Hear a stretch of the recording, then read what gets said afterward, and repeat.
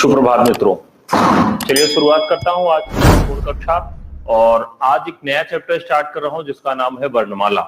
वर्णमाला से 2 से 3 प्रश्न हर बार पूछे जाते हैं। ये चैप्टर बहुत ही महत्वपूर्ण है और हर बार इससे प्रश्न पूछे ही जाते हैं और इस बार भी प्रश्न पूछे जाएंगे। वर्णमाला को आप जितने अच्छे से समझेंगे उतनी अच्छी तरीके से आप संधि समझ पाएंगे। ठीक है, तो आप वर्णमाला को बहुत अच्छे से समझने का प्रयास करिए जिससे आप संधि को बहुत बाखूबी बहुत अच्छी तरीके से समझ सकते हैं। तो चलिए शुरू करते हैं आज का नया चैप्टर जिसका नाम है वर्णमाला।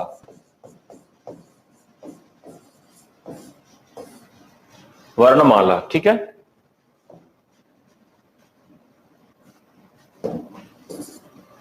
वर्णमाला जो है कहने से ही लग रहा है वर्णों की माला। 2 शब्दों से बना है, वर्णों की माला। माला क्या होती है? गुथी हुई होती है। माला क्या होती है? गुथी हुई होती है। एक फूल जो है दूसरे से गुथा हुआ होता है इस क्रम में। कहने का मतलब कि इसमें गुलाब भी है, चमेली भी है, सब कुछ गुथा हुआ है। ठीक इसी प्रकार से जो हिंदी वर्णमाला है वह भी गुथी हुई है। किस क्रम में? स्वर भी है, व्यंजन भी है, विसर्ग भी है, सबको वो गुथा हुआ है, सारे को हम इसमें रखते हैं। अब वर्णमाला से जो संबंधित प्रश्न पूछे जाते हैं वो सारे प्रश्न बहुत ही महत्वपूर्ण है। मैंने आपको सलाह दिया था कि आप प्रीवियस ईयर क्वेश्चन पेपर खरीद लेंगे। आशा भी करता हूं कि बहुत सारे लोग खरीद चुके होंगे। जो लोग नहीं खरीद चुके होंगे वो खरीद लेंगे, ऐसे भी आशा करता हूं। इससे क्या होगा कि आपको एक आइडिया लगेगा कि कौन कौन से प्रश्न अभी तक परीक्षा में पूछे गए हैं और कौन कौन से प्रश्न पूछे जा सकते हैं। तो सबसे पहले आज हम देखेंगे वर्णमाला। हिंदी वर्णमाला को 2 भागों में बांटा गया है। सबसे पहले ये देख लेते हैं। पहला भाग जो है जिसको हम स्वर कहते हैं और दूसरे भाग को हम व्यंजन कहते हैं। स्वर और व्यंजन, इन दोनों को हम पहले समझ लें कि स्वर क्या है और व्यंजन क्या है। जानते तो हम बहुत दिन से हैं स्वर और व्यंजन में अंतर, लेकिन कभी कभी हम स्वर और व्यंजन की परिभाषा में भी गलतियां कर जाते हैं। स्वर किसे कहते हैं? तो स्वरों का जो उच्चारण होता है वो अबाध गति से होता है। देख लें, जिनका उच्चारण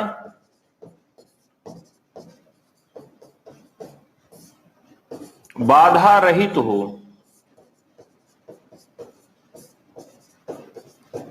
स्वर किसे कहते हैं? जिनका उच्चारण बाधा रहित हो या जिनका उच्चारण स्वयं की सहायता से हो।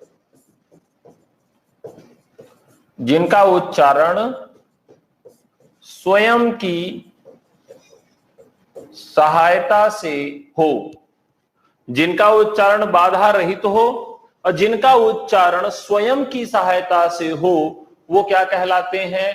वो स्वर कहलाते हैं। अब दूसरे स्थान पर है व्यंजन।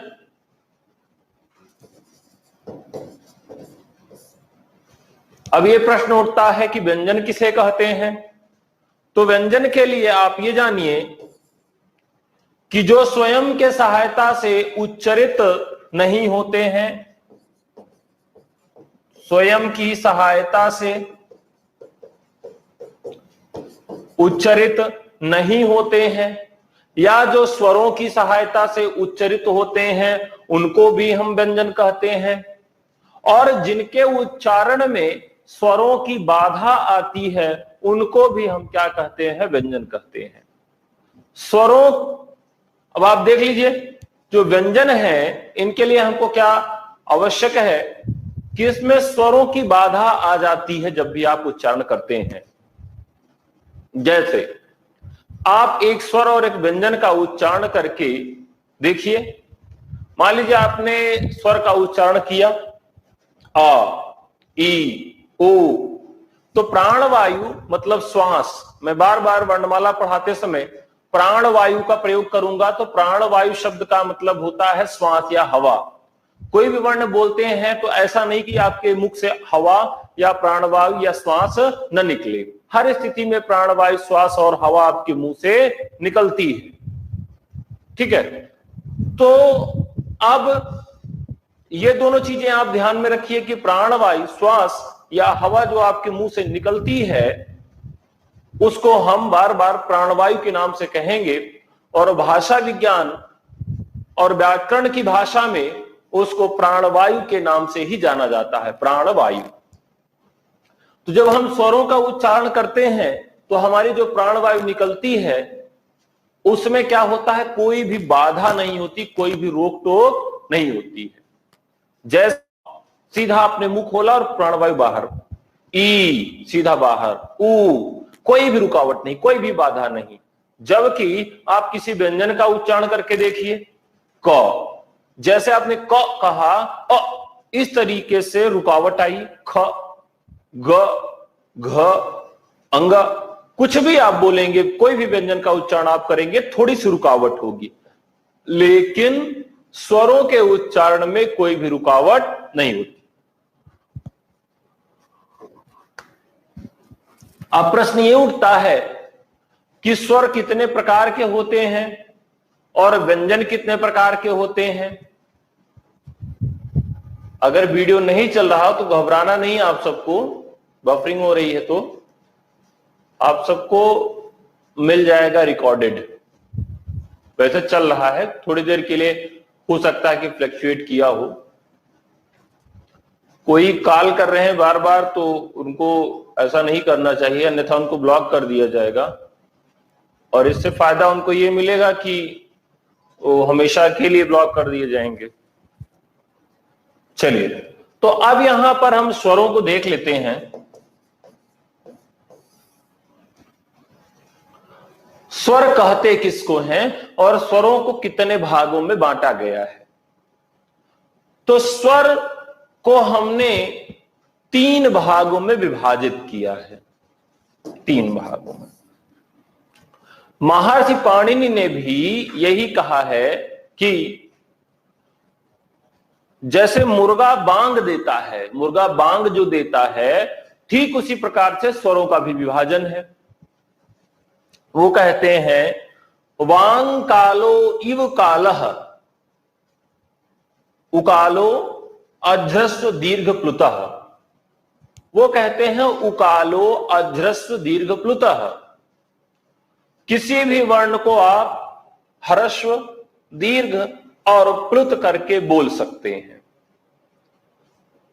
तो उन्होंने जैसे मुर्गे को उदाहरण के रूप में रखा और बताया, मुर्गा जो है कैसे करता है, शुरुआत वो ह्रस्व स्वर से करता है, कू कुड़ू कू, मतलब शुरुआत उसने ह्रस्व से किया, मध्य में पहुंचा, दीर्घ हुआ, और जब आखिरी में वो बांग छोड़ता है तो क्या करता है, प्लुत में करता है। आज ध्वनि मापन की इकाई डेसिबल है, लेकिन वैदिक काल में ध्वनि के मापन की इकाई थी जिसको हम मात्रा काल के नाम से जानते थे, मात्रा काल। और इसी मात्रा काल के आधार पर भी स्वरों का विभाजन हमने किया है, ह्रस्व, दीर्घ और प्लुत। तो इस प्रकार से स्वरों को 3 भागों में बांटा गया। सबसे पहले तरह के स्वरों को हम ह्रस्व स्वर, दूसरे तरह के स्वरों को दीर्घ और तीसरे तरह के स्वरों को प्लुत स्वर के नाम से जानते हैं। जिन वर्णों के उच्चारण में 1 मात्रा काल का समय लगे उसे ह्रस्व स्वर, जिन वर्णों के उच्चारण में 2 मात्रा काल का समय लगे उनको दीर्घ स्वर, और जिन वर्णों के उच्चारण में 2 से अधिक मात्रा काल का समय लगे उनको प्लुत स्वर कहते हैं। ह्रस्व स्वरों के लिए 1 मात्रा काल, दीर्घ स्वरों के लिए 2 मात्रा काल और प्लुत स्वरों के लिए 2 से अधिक मात्रा काल का समय लगता है। ठीक है, 1 मात्रा, 2 मात्रा और 3 मात्रा। या 2 से अधिक मात्रा प्लुत स्वर के लिए। चलिए अब हम हिंदी वर्णमाला में स्वरों को देखते हैं कि किस किस तरह के प्रश्न पूछे जाएंगे। तो सबसे पहले हम हर्ष स्वरों को लेते हैं। हर्ष स्वर, तो सभी हर्ष स्वर जो होते हैं उनको हम मूल स्वर कहते हैं। क्या कहते हैं? मूल स्वर। आपसे प्रश्न पूछा जाएगा कि हिंदी वर्णमाला में मूल स्वरों की संख्या कितनी है। तो हिंदी वर्णमाला में मूल स्वरों की संख्या कितनी है? तो मूल स्वरों की संख्या हिंदी वर्णमाला में अ, ई, उ और री। कितना हो गया? 4। जबकि संस्कृत में यही पूछता तो मूल स्वरों की संख्या अ, ई, उ, री और री लेकर 5 हो जाता। लेकिन यहां पर मूल स्वरों की संख्या आ, ई, उ, री केवल कितनी है? 4 है। अब मूल स्वरों को ही हम हर्ष स्वर भी कहते हैं। हर्ष स्वर या मूल स्वर, संस्कृत हिंदी जब भी संधियां पढ़ाऊंगा तो मैं यही बताऊंगा कि मूल हर्ष स्वर। तो मूल हर्ष स्वर कहने का मतलब यही होगा कि हिंदी वर्णमाला में मूल हर्ष स्वरों की संख्या आ, ई, उ और री है। यहीं पर एक आ जाता है विलुप्त स्वर। विलुप्त स्वर, तो हिंदी वर्णमाला में एक विलुप्त स्वर है जो कि संस्कृत से हिंदी में नहीं पहुंच पाया, जिसको हम क्या कहते हैं? री। री जो था वो संस्कृत में एक व्यंजन न होकर एक स्वर था, जबकि हिंदी में री क्या है? एक व्यंजन है। जैसे ऋकार आप पढ़ते हैं, री क्या है? एक स्वर था संस्कृत में, लेकिन हिंदी में री क्या है? ला में री की मात्रा लगी है और ये क्या है? व्यंजन है। अब इसको मूल हर्ष स्वर या हर्ष स्वर के नाम से जानते हैं। विलुप्त स्वरों की संख्या 1 है, अर्थात संस्कृत में तो री था लेकिन हिंदी में ये पहुंच नहीं पाया, इसलिए इसको हर्स्व स्वर की श्रेणी में नहीं रखते हैं, इसको विलुप्त स्वर की श्रेणी में रखते हैं। ठीक है, अब आगे बढ़ते हैं। अब देखिए और क्या बचा है। तो मूल हर्ष स्वरों के बाद हम देखते हैं मूल दीर्घ स्वर। मूल दीर्घ स्वर, तो हिंदी वर्णमाला में मूल दीर्घ स्वरों की संख्या कितनी है? 3 है। ये सारे प्रश्न नोट करके रखिए, चाहे याद करके रखिए, मैं इनसे संबंधित प्रश्न पूछूंगा।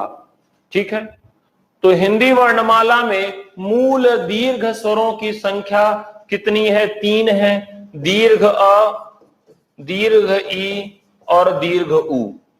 अब आप कहेंगे कि सर री को कहे नहीं रख रहे हैं। तो री जो है उसको हम केवल हर्ष स्वरूप में देखते हैं। हिंदी में दीर्घ री नहीं मिलती। दीर्घ री मतलब ऐसे जो लिखा होता है, तो हिंदी में दीर्घ री नहीं मिलती है, केवल हिंदी में ह्रस्व री मिलती है। और इसीलिए यहां पर विभाजन किया गया, मूल दीर्घ स्वरों की संख्या 3 हो गई और इसमें री का दीर्घ रूप हमको नहीं मिलता। इसीलिए हिंदी में केवल ह्रस्व री देखने को ही हमको मिलती है। री एक ऐसा वर्ण है जो कि आजकल व्यंजनों के स्थान पर प्रयुक्त होता है और इसके स्थान पर व्यंजन प्रयुक्त किए जाते हैं। तो पूछा जा सकता है हिंदी वर्णमाला का वह कौन सा स्वर है जिसके स्थान पर व्यंजनों का प्रयोग किया जाता है। आपसे पूछा जाएगा कि हिंदी वर्णमाला में वह कौन सा स्वर है जिसके स्थान पर व्यंजनों का प्रयोग किया जाता है, तो आप बताएंगे कि री। री के स्थान पर रा का प्रयोग आजकल प्रचलन में है। तो हिंदी वर्णमाला का एक स्वर है री, जिसके स्थान पर रा का प्रयोग किया जाता है। अगर केवल मूल स्वर पूछेगा तो मूल स्वरों की संख्या केवल 4 होती है। हरस्वा, हरस्वई, हरस्वऊ और री। अ, ई, उ, री। अगर पूछेगा दीर्घ स्वरों की संख्या, तो दीर्घ स्वरों की संख्या में दो तरह के प्रश्न बनाएगा। अगर पूछेगा मूल दीर्घ स्वरों की संख्या, तो हमने यहां लिखा है मूल दीर्घ स्वरों की संख्या, जिनकी संख्या केवल 3 है। अब इन्हीं कुल दीर्घ स्वरों की संख्या अगर पूछता है, कुल दीर्घ स्वरों की संख्या अगर पूछेगा, तो इसी में हम किसकी गणना करेंगे? मूल दीर्घ की, मूल दीर्घ अधन संयुक्त स्वर। अगर कुल दीर्घ स्वरों की संख्या पूछता है, कुल दीर्घ स्वरों की संख्या, तो मूल दीर्घ स्वर धन संयुक्त स्वर। मूल दीर्घ स्वरों की संख्या 3 है और धन संयुक्त स्वरों की संख्या 4 है। तो 3 और 4 बराबर कितना हो गया? 7 हो गया। ये नंबर्स जरूर याद रखिएगा। कुल दीर्घ स्वरों की संख्या अगर पूछेगा, तो मूल दीर्घ स्वर और संयुक्त स्वर, क्योंकि मूल दीर्घ स्वर तो मूल दीर्घ होते ही हैं, जबकि संयुक्त, सभी के सभी संयुक्त स्वर क्या होते हैं? दीर्घ स्वर होते हैं। सभी के सभी संयुक्त स्वर क्या होते हैं? दीर्घ होते हैं। अब चलिए देख लेते हैं कि ये चारों संयुक्त स्वर कौन कौन से हैं और इनको संयुक्त स्वर क्यों कहा जाता है।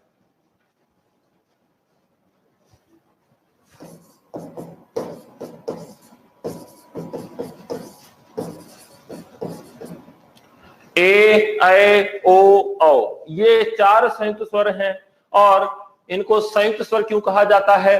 क्योंकि ये 2 स्वरों के मेल से बने हैं। क्यों? क्योंकि ये 2 स्वरों के मेल से बने हैं। 2 स्वरों के मेल से बने होने के कारण इनको हम क्या कहते हैं? संयुक्त स्वर कहते हैं। अब आपके यहां प्रश्न पूछा जाएगा कि ये किससे किससे मिलकर बने हैं, कैसे याद रखेंगे?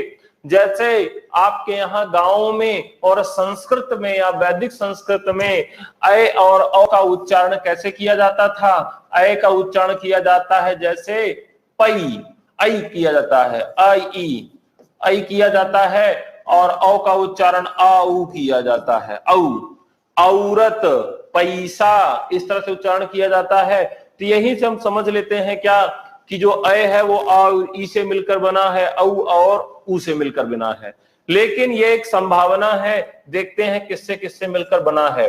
हरस्व अथवा दीर्घाधन, हरस्व ई अथवा दीर्घ ई, अ किससे मिलकर बना है? हरस्व आ अथवा दीर्घ आ धन ए, हरस्व आ अथवा दीर्घ आ धन हरस्व उ अथवा दीर्घ उ, फिर यहां हरस्वा अथवा दीर्घ आ धन ओ। ये कुल मिलाकर आपके संयुक्त स्वरों का विभाजन है। ये किससे किससे मिलकर बना है? ये आपको विभाजन यदि याद रहता है तो गुण स्वर संधि जब आपको पढ़ाऊंगा, गुण स्वर संधि, तो बहुत अच्छे से आपको गुण स्वर संधि समझ में आ जाएगी। तो ये कंडीशन है इसकी, हरस्व अथवा दीर्घाधन हरस्व ई अथवा दीर्घ ई मिलेगा तब भी ए बनेगा। हरस्व अथवा दीर्घाधन ए जब मिलेगा तो अ बनेगा।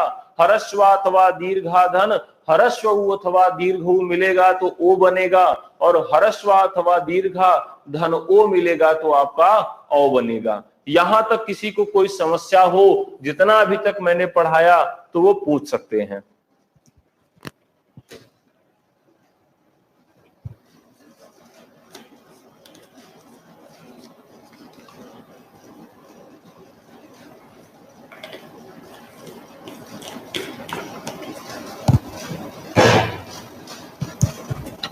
है कोई समस्या?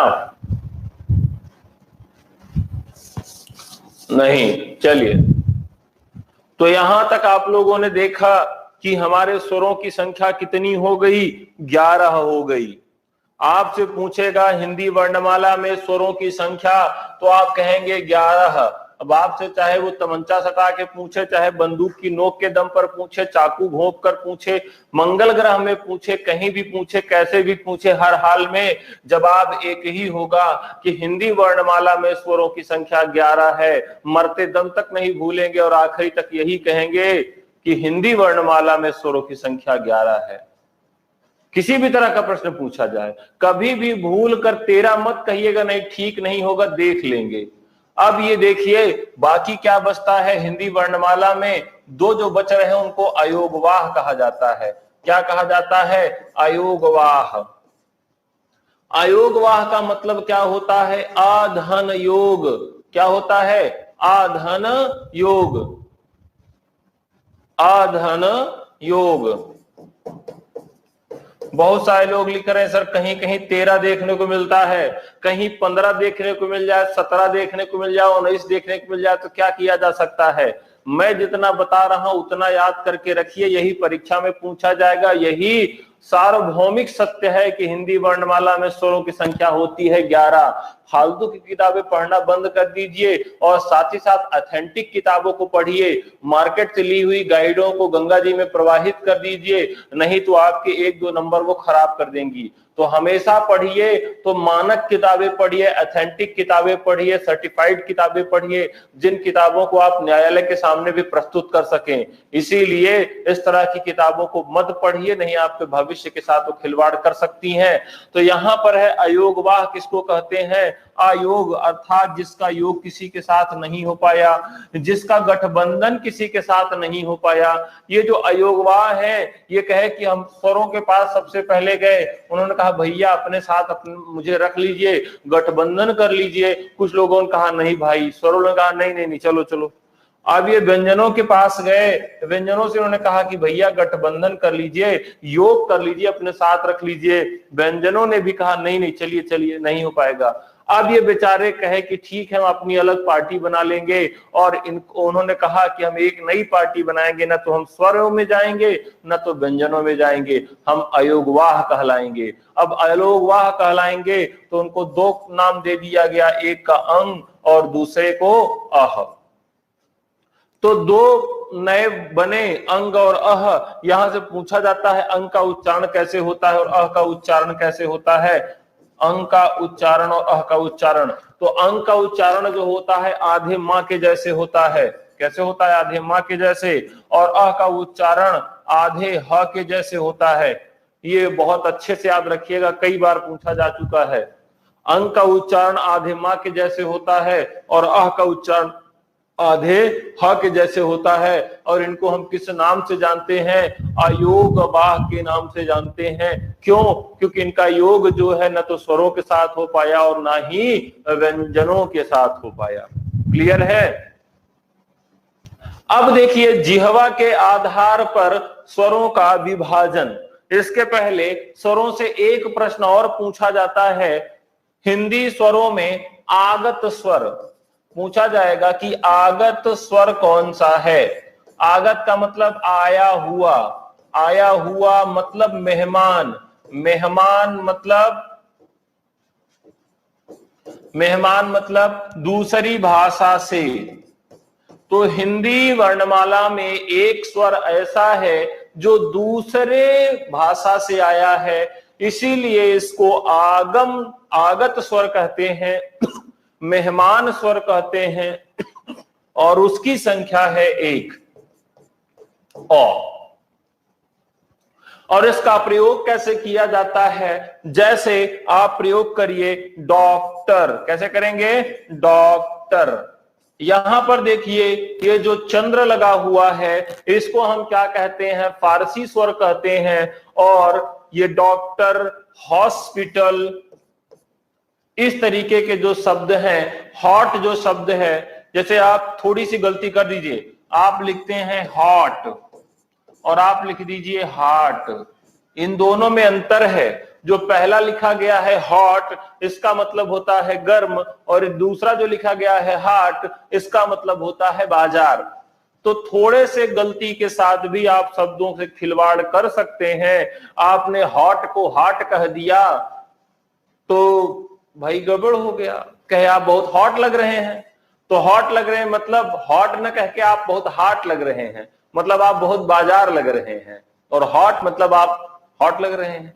तो ये जो शब्द के अंतर हैं ये इस स्वर से आ जाते हैं। और ये आगत स्वर है, आया हुआ स्वर है, मेहमान स्वर है, और ये आया है फारसी से। कहां से आया है? फारसी से। देख लो भैया प्रश्न पूछने वालों, अभी कुछ देर बाद आप कहेंगे प्रश्न पूछेंगे कि सर ये बताइए कि ये स्वर आगत कौन सा स्वर है, तो देख लीजिए यही प्रश्न है, जितना आप पूछेंगे इसी में से ही पूछेंगे। सारे प्रश्नों के जवाब इसी बोर्ड पर लिखे हुए हैं।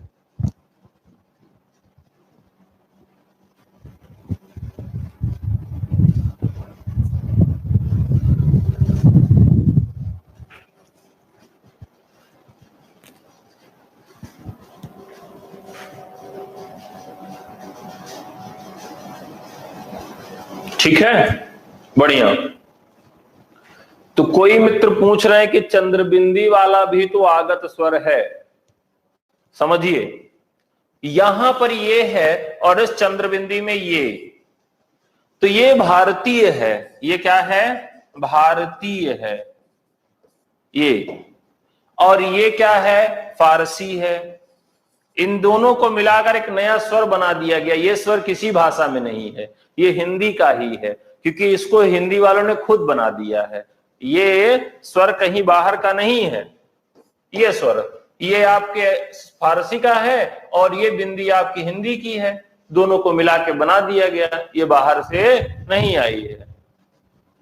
अब देखिए यहां पर अगला जो आपका प्रश्न बनेगा यहां से, वो ये बनेगा कि हम जिह्वा के आधार पर इनका विभाजन कैसे कर सकते हैं। किसके आधार पर? जिह्वा के आधार पर। जिह्वा मतलब आपकी जीभ, और जीभ किस प्रकार की होती है? ये आपकी जीभ है और इसके कितने भाग? आगे का, मध्य का और ये पश्च का। तो ये हो गया अग्र,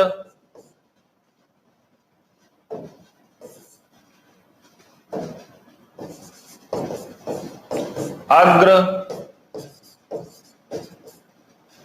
ये हो गया पश्च और ये हो गया मध्य। तो जिह्वा के जो 3 भाग हैं, एक तो आगे का भाग है, दूसरा मध्य का भाग है और तीसरा आपका पश्च भाग है। इन तीनों भागों को हम अलग अलग देखें कि किस स्वर का उच्चारण कहां से होता है। तो सबसे पहले जब हम अग्र स्वर का उच्चारण देखेंगे कि अग्र स्वर से कौन कौन से वर्णों का उच्चारण होता है। जिन स्वरों के उच्चारण में जिह्वा का अग्रभाग ज्यादा संचालित हो, जिन स्वरों के उच्चारण में जिह्वा का अग्रभाग ज्यादा संचालित हो, उसको अग्रभाग का अग्र स्वर कहते हैं। अब हम स्वरों का उच्चारण करके देखें कि वो अग्र कौन सा है, आगे वाला कौन सा है। इसको याद कैसे रखेंगे? जैसे कोई चीज सामने पड़ी रहती है या किसी को सामने आप दिखाना चाहते हैं, तो इन्हीं अग्र स्वरों का प्रयोग आप आगे वाली जीभ से करते हैं। जैसे कहेंगे ई बहुत गंदा लड़का है, तो मतलब पास है इसलिए ई का प्रयोग किए। ई बहुत गंदा लड़का है, ए यहां आओ, ये देखो ए कितना अच्छा लड़का है। ई बहुत गंदा लड़का है और ए कितना अच्छा लड़का है। तो ई और ए मतलब पास की चीजों को जब आप दिखाना चाहते हैं, जिसमें आप उंगली दिखाते हैं, ई ए, ये सारे वर्ण जो कहां से होते हैं? जिह्वा के अग्रभाग से उच्चारित किए जाते हैं। तो जिह्वा के अग्रभाग से जब आप उच्चारित करेंगे तो क्या करेंगे? ह्रस्व ई को, दीर्घ ई को, ए को और ऐ को। ये 4 वर्ण ऐसे हैं जिनको आप जिह्वा के अग्रभाग से उच्चारित करते हैं। ठीक है। अब इसके बाद जो होता है मध्य स्वर, मध्य में केवल ह्रस्व आ का उच्चारण आप करते हैं। मध्य से केवल आप ह्रस्व का आ उच्चारण करते हैं। कई बार पूछा गया है कि जिह्वा के आधार पर मध्य स्वर किसे कहते हैं? तो जिह्वा के आधार पर मध्य स्वर केवल आ है। आगे वाले भाग से ई ए और मध्य भाग से केवल अ, और उसके बाद पश्च भाग बचता है। तो पश्च भाग से आपका दीर्घ अ, ह्रस्व उ कारण कहां से होता है? जिह्वा के पश्च भाग से होता है और इसी में आपका आ जाता है फारसी स्वर।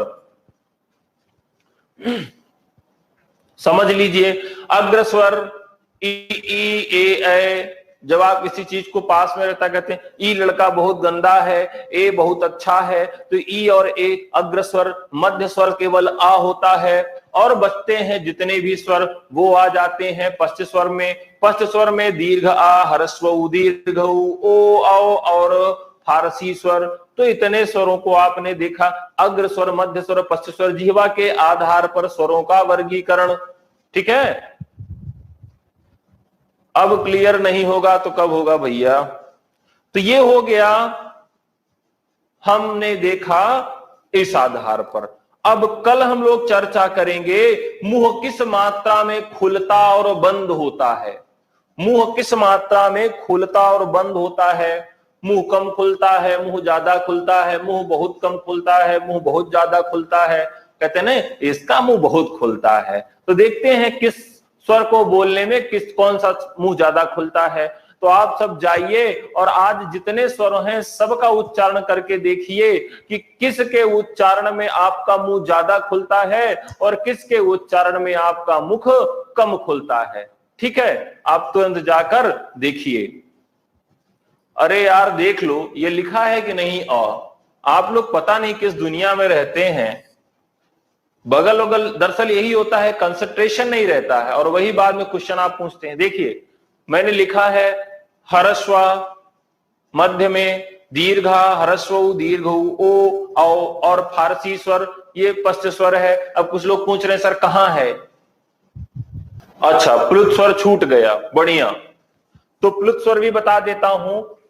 कोई भी स्वर जिसके उच्चारण में 2 से अधिक मात्रा काल का समय लगे, हिंदी वर्णमाला में कोई भी प्लुत स्वर नहीं है। बस प्रयोग के आधार पर किसी भी स्वर को प्लुत कर सकते हैं। जैसे आप लिख दीजिए ओम। ओम आपने इस तरह से लिखा देखा है, जो ये 3 लिखा है ये 3 मात्रा काल है। क्या है? मात्रा काल। ये किसी भी स्वर को हम प्लुत कर सकते हैं। जैसे अ, हमने अ लिखा और आ के बगल इस तरह से 3 लिख दिया, ये अप्लुत हो गया। हमने लिखा ओ और ओ के बगल हमने ऐसे 3 लिख दिया, ओ हो गया प्लुत। हमने क लिखा, क फिर छोटा क, फिर एस, फिर एस, फिर एस। जैसे फटाक, धड़ाक, खटाक, ये सब जो होता है ये सब क्या होते हैं? प्लुत स्वर है। हिंदी वर्णमाला में प्लुत स्वर एक भी नहीं है और सभी स्वरों को हम प्लुत स्वर बना सकते हैं। ठीक है, अभी क्लास का ट्रायल वर्जन चल रहा है इसलिए क्लास छोटी है। चलिए मिलते हैं संस्कृत में, 1-2 दिन में पूरी क्लास आपको मिलने लगेगी।